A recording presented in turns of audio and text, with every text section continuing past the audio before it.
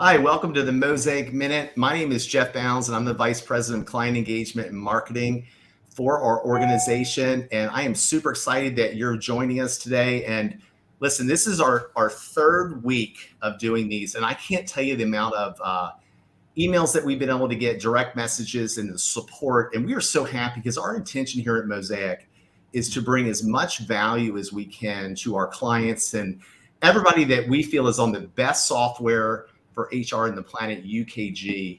So today I am super excited for more reasons than one. But today I have on Krystyn Sadler, who is the president of our organization here at Mosaic Consulting Group. And as you can also see there on her title, she's also our culture warrior. So this is going to be a super exciting session. And I got to tell you, when I joined this organization, obviously having the chance to meet Krystyn and just her energy of what she is bringing to this space, it is infectious. And I got to tell you, more than anything else, what I think is going to be great about this is you're going to hear some information today, some strategies and tactics for somebody that's been effectively been able to roll this out at numerous organizations. Krystyn's been in this space for 16 years, has performed at very high levels with some very prestigious. She is going to be talking about something that's on everybody's mind right now in this space, is talent strategies, how to be able to get your organization prepared to align to get to the next level. So with that being said, I want to introduce Krystyn Sadler. So Krystyn, tell all our followers a little bit about yourself and Mosaic and what our intention is for the marketplace. I love it. Well, thank you guys for joining us today. Very excited to share a little bit of my journey. I know a few of you have been to breakout sessions or webinars that I have been able to host and facilitate. And so thank you again for showing up. Just a little bit about me. I started my journey in HR with a lot of intention. At the age of 17, I thought, this is what I want to do because I wanted to be able to impact people. Always wanted to stay connected with people. So I started my journey in healthcare HR. So I spent 5 years there and got to learn so much, collected so many amazing stories, as you can imagine. Some of my best HR stories come from my healthcare days, and then worked into my first professional services in the legal industry. So I spent another 5 years there, and that was my first taste of really being able to work with one other amazing chief people officer and truly develop the HR strategy for that organization. And that just gave me a taste of what was to come. So I joined Mosaic 6 years ago. I was hired as our director of people and culture warrior. Yes, that's a real title. I usually get that question. And over the next few years, what I really focused on was, again, building it at the foundation. Now, it was incredible. I will never forget. I was sitting across from our CEO, Vicki Hill, and the first question she asked me is, how do you protect the culture in a growing organization? And right there, I truly knew that at the highest level of leadership, this organization understood the impact of a talent strategy and an intentional culture.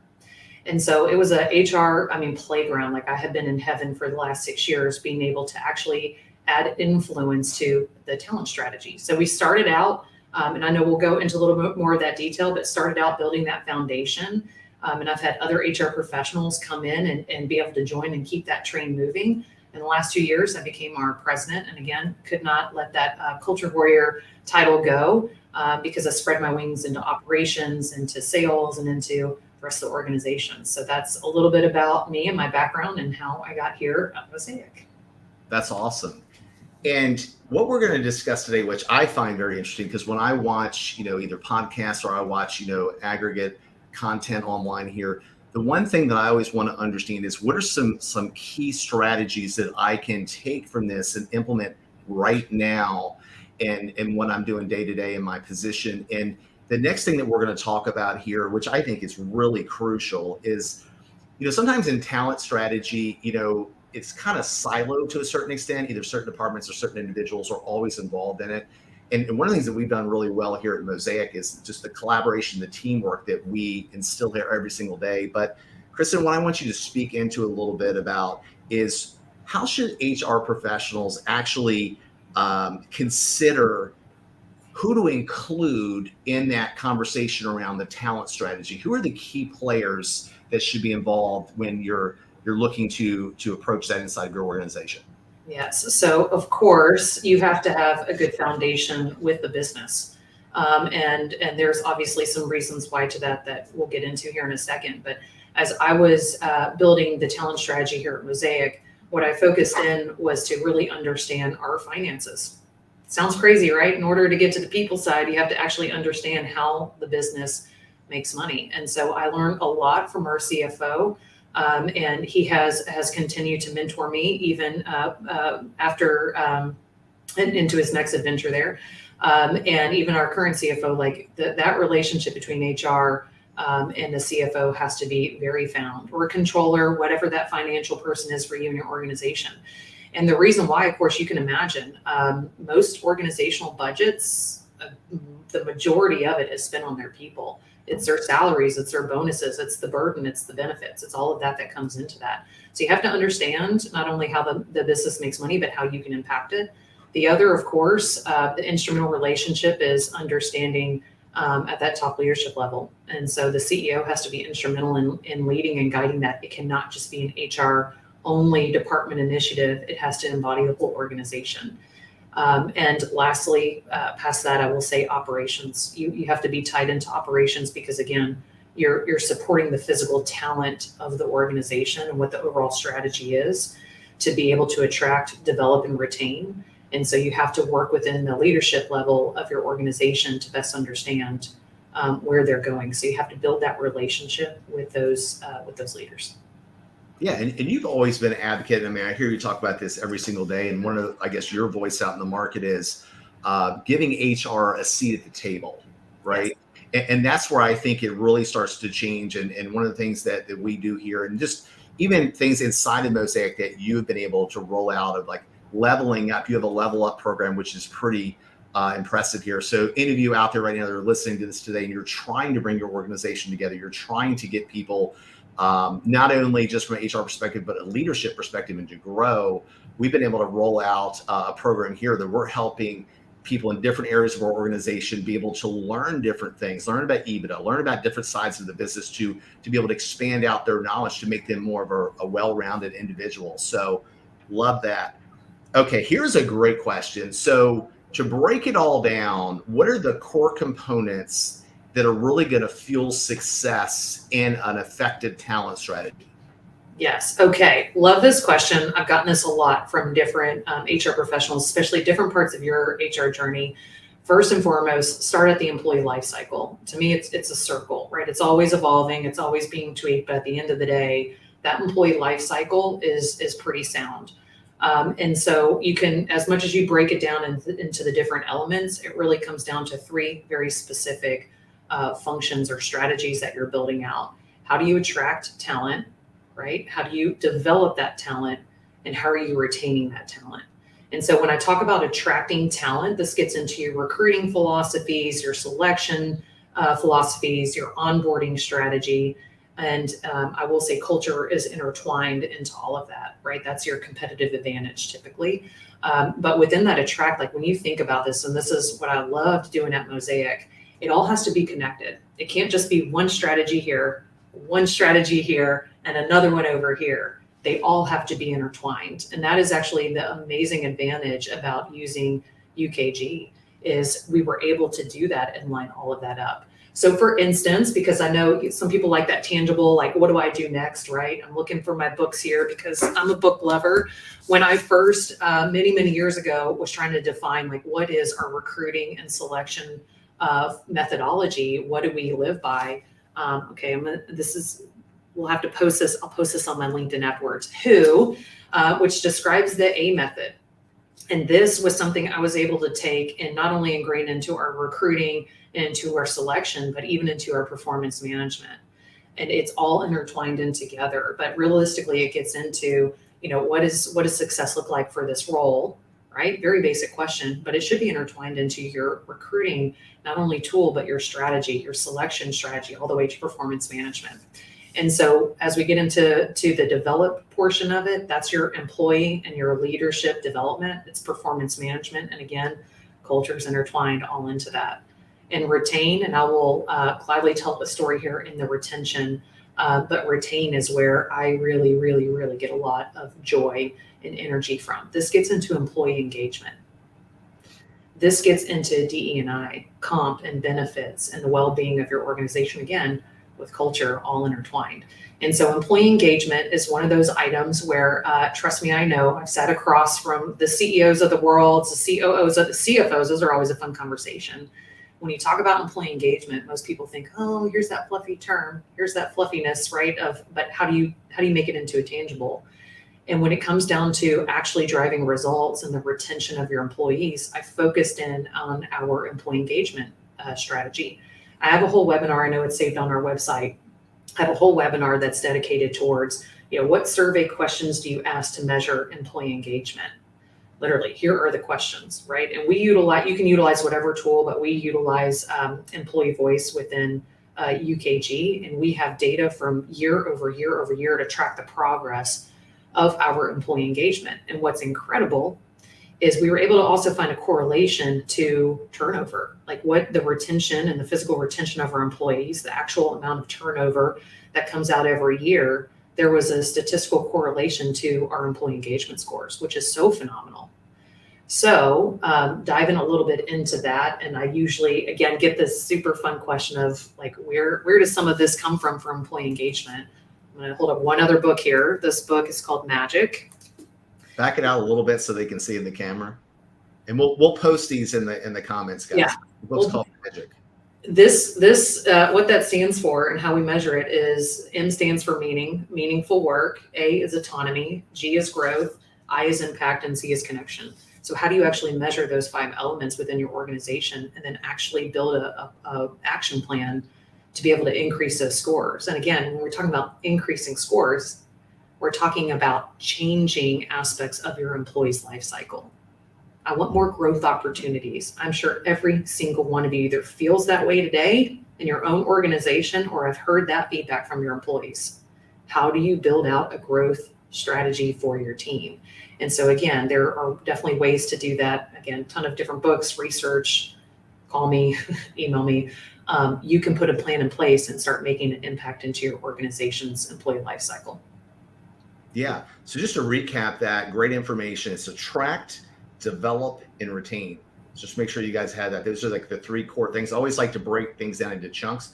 Something else I want to say is, to be a great leader, you must also be a great leader. And that's something that a lot of us share here at Mosaic, as you can see, like to read a little bit myself. Krystyn and I always joking around what books we're reading. But at the end of the day, it's not just the reading of the book. It's taking and aggregating all the content and how can you make this applicable in what you're doing every single day and make it relevant to your organization. And that's something that we continually do here, and how we're able to take these great ideas and bring them together. So I guess the next question would be like, great ideas, great topics. There may be some people that are watching this today like, Krystyn, Jeff, this sounds great and everything. I can't get my organization on board to be able to roll this out. So the next question is, how do you align the organization around these practices to implement them into their goals and strategy? Because again, a lot of organizations are so siloed out, or there's like one person trying to move and create a cause. And it's one of the things we've done so well here at Mosaic is everybody's really tied together to get to an end goal, and there's alignment in every aspect of our organization. But what advice would you give to someone that's listening to this today that's maybe they're trying to implement change in the organization, they're trying to get their talent strategy to the next level, but they're hitting a wall? What are some areas of how you can bring people together? You're fantastic at that. So I'd love to hear your answer around this. So at the end of the day, what truly fuels the success of the talent strategy is actually aligning it to the business, aligning it to the business objectives, to the business strategies, their purpose, values. It has to be one plan, right? If you're just over here creating a talent strategy, but it's not physically connected to the business, and they don't understand the business results that you are trying to achieve through that talent strategy, you're going to remain in a silo, right? And so this is where you have to leverage those relationships. This is where you have to leverage relationships within the organization, whether it's leadership or with operational leaders. Those relationships and those daily conversations that you have will help take their voice and their challenges and their problems that they're trying to solve in their business. And as you're bringing that together and showing them how the talent strategy can help them That's how you gain those culture champions. That's how you gain those change champions, which you actually said something impactful there, Jeff. Change is something that every leader needs to figure out how to navigate. And in our Level Up program, we actually ask the question, like, what change model has your organization adopted? Or what's Mosaic's change model? Most people can't answer that. And think about that. Every organization went through massive change during the pandemic. And even ever since then, every year, there is something new, there is something different that each business leader is trying to live through. How do you navigate change with your organization? We adopted the John Cotter's model, leading change, but he has a ton of research. And I know many other organizations that have adopted that as well. And so realistically, you have to utilize I'm going to say the psychology behind it as well to navigate change in the organization, to build those change champions and to bring it to life. But just in a very basic term, you have to partner with your operational leaders. You have to show them the value of the talent strategy and bring it together in their daily conversations. Yeah. Love that. So do you have any other books to share today? Can you just hold up the books you were just showing, just in case somebody's like, oh man, I missed that. So okay. Here's what I'm going to do. For the first 5 people that comment, I love this, we will send you these books. So we got Magic, we got Leading Change, and we got Who. And I will say this, there's two ways you can do things in life. You can do them the hard way, or you can have a framework.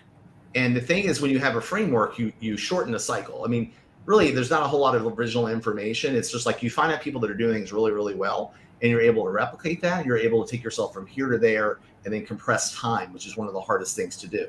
So with that being said, I'm going to lead into the final question I have here that maybe a lot of you are thinking about. I always think about this when I'm listening to somebody, like, why should I listen to Krystyn? Why should I listen to Jeff? How do I even know this works? So with that being said, I'm going to lay out the money question right now. The money question is, you've been in the space for 16 years. Obviously, you've driven a ton of success here at Mosaic. You've done some really incredible things here. I think one of the other episodes I think I'm going to get Krystyn involved in, this is top of mind for me right now.